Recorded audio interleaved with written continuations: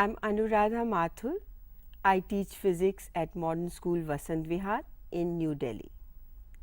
In the last unit, you studied about work energy theorem. You studied how to calculate this and what it really meant. Work done by any force gets converted into changing mechanical energy for that system. We did examples, we saw a demo in that where this conversion was being shown.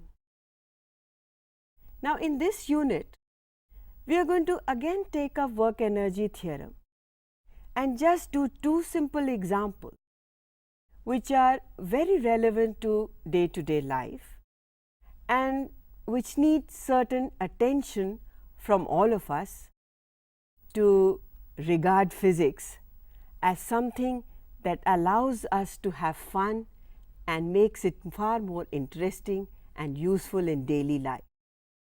So, we are going to use work energy theorem in order to describe what happens when a body moves in a vertical circle. What is really meant by a vertical circle? Let us understand that. You could be moving in a horizontal plane or you could be moving in a vertical plane. So, what is the difference? What is so special about it? Now, we are going to see what are the forces that are necessary for a body which is to move in a circle from your knowledge of circular motion. And if an object was to move around this circular track and move with a certain speed v, it was very necessary to have a certain force to be working in this direction. What was the value of that force from our lessons in circular motion? This force was called centripetal force and its value was equal to m v square upon r. R was the value of the radius of the circle, v the speed, m the mass of the object. So, obviously, if the speed was to change, then the centripetal force would become more.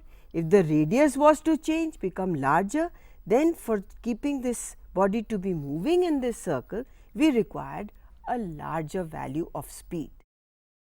Now, this situation changes very much when you are trying to move a body in a vertical circle.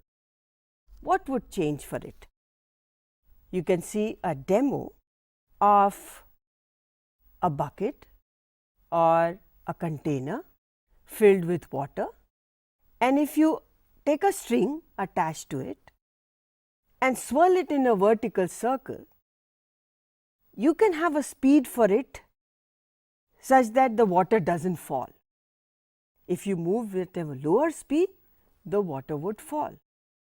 So, we need to see what should be the minimum speed with which you should be moving at the lowermost point such that it goes and negotiates the full vertical circle. So, what we are talking about is, if this is a horizontal circle, our vertical circle would look something like this. So, we are talking about an object moving in this vertical circle like this, and we are talking about, is there a special speed required by it to go along like this, and we are going to use work energy theorem to solve this for us.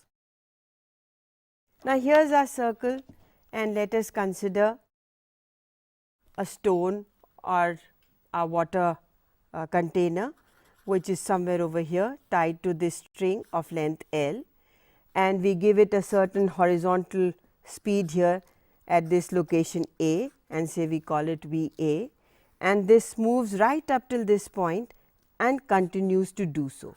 So, at this point, if we call this location C, then the speed at C should be causing it to move in this direction. With respect to this point A, C is higher in a vertical system. From here, this would be A and this would be C. So, this is higher with respect to that, and what is the height above it? Equal to 2 L. Supposing the mass of the object is m here. So, what are the forces acting at this point? That would be mg the weight and the centripetal force which we have just discussed. So, it will be m V a the speed at this point upon L the length of the string. Now, this should be equal to the tension in the string at this point. For it to go right up till here, what will be the forces acting on it? There would be mg, that is the weight of the system, and this should be equal to mvc square upon L, because the basic condition we are saying is for it to negotiate this curve. That means string should just slacken, that means the tension should just turn 0. So, at this location you are talking about T c becoming just 0. So, this is what is happening at A and this is what is happening at C. In addition to this, the energy at this point can also be explained, because that would be potential energy with respect to the position A. That means, from this point to here, the potential energy at C can be given as equal to m g, and h here would be 2 L. So, at this point the object has kinetic energy which is equal to half m c square plus the potential energy at this point. The total energy of the system remains half m v a square, which it had at this point, the lowest point. So, at the lowest point we are assuming the potential energy to be equal to 0, and at the highest point the potential energy given by this value mg 2L. Now, how does this give us anything about what speed we should be moving at? Because we can now use work energy theorem and equate the change in energy from here to this point to the value of work done. What will be the work done in moving it from there? Equal to the potential energy, which is mg into 2L. Let us see how. Let us write the value of total energy at C.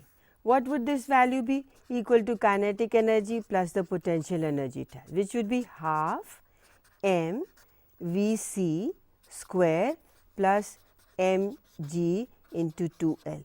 You do realize that V c is going to be different from V a, because V a at that point the energy was only kinetic and was in the form of half m v a square. Here we have this additional value of energy in terms of potential energy. So, this is its value, and this could be from the other equation that we wrote earlier of talking about the total energy. We could equate that half m v a square to be half m v c square plus m g L. This will be your value.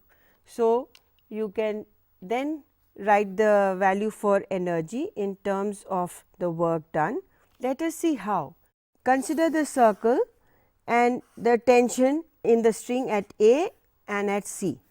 If the string has to slacken here, the tension C should become 0, which means this equation, which gives us the centripetal force, is equal to mg, and the total value of tension at A is given by mg plus mva square upon L. So, one equation, two equation, and then in terms of how much is the potential energy, how much is the total energy in this system. The total energy at the base is equal to this. This is the total kinetic energy, and the potential energy on top is equal to mg into 2L. So, using these equations, we can get the value for our energy at C to be equal to 5 by 2 m g L. Equating it to equation 3, we get the value for V A to be equal to root of 5 g L.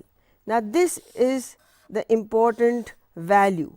So, depending upon the string that we take, this velocity at this point, the speed at point A should be at least 5 g L for it to negotiate this circle, otherwise it will not move in a vertical circle. The reason for that you can understand logically is that all the kinetic energy converts into potential energy at this highest point, and because of that you are going to have a situation where if you need the speed to be some value so that it moves in this circle, then you will have to have a speed V A slightly greater than 5 g L. You must have heard of many air accidents when they are doing air shows. The aircraft is supposed to fly in a vertical circle. Now, if the aircraft does not have speed greater than this, it is not going to go to this point, it will drop somewhere over here, and that causes an accident. So, the pilot requires to calculate according to the radius that he is choosing to go in a vertical circle to have a speed greater than 5 g L.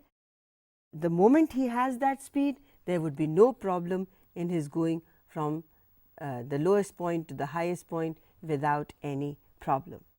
We are going to take up one more example, which is not only very interesting, but also tells us something about what we never ever think of. For example, here is a big lake and water goes up as water vapor and forms these beautiful clouds that we see. And then of course, there is rain, and we never even think that there would be some energy involved in formation of the cloud. So, what we are going to do now is use our work energy theorem to find out how much energy is taken up by the water to go right up and form a cloud and come down. Okay.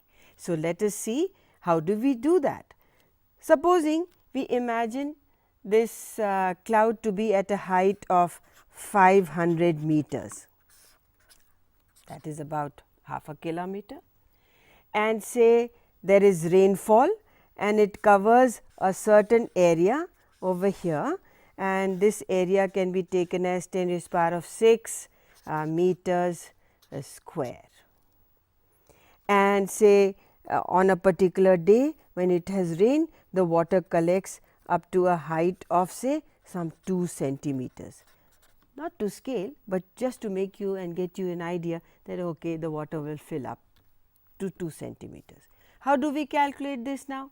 All we have to do is to find out what is the work done in going up. So, let us calculate the mass of water that has come down. How much would be the mass of water? The volume of water will be given by 10 raised to the power of 6 multiplied by 2, and if you multiplied that by density of water, which is 10 raised to the power of 3 grams per meter cube or 1 kilogram per meter cube. So, this is the value for the mass, and acceleration due to gravity you can take as 10. So, your the work done in moving this mass to this height can be calculated, and how much would that be? Mass into acceleration due to gravity into the height that you raise it to. So, in our case it is 500. So, let us substitute that 10 raised to the power of 6 into 2 into 10 raised to the power of 3 into 5 into. So, all together how many? 6 plus 3 9 plus 2 11. So, you are going to have 10 raised to the power of 11 joules of work. That is huge amount of energy. Where do you think that comes from? All the heat from the sun, heat from the ground, vaporizes the water, and they get this additional energy to go and make the clouds, and that comes down as rain, but not without doing work. So, work energy theorem has shown us a way to find out how much of energy is there in moving the water droplets from the base of the lake or from the lake to a height of 500 meters and come down as rain. You can find many examples like this and use them to your advantage and do fun things and tricky things to find out how much of work is being done from the way the energy changes. So, amount of energy change equals to the work done. So, work energy theorem is very, very useful in physics and especially in mechanics.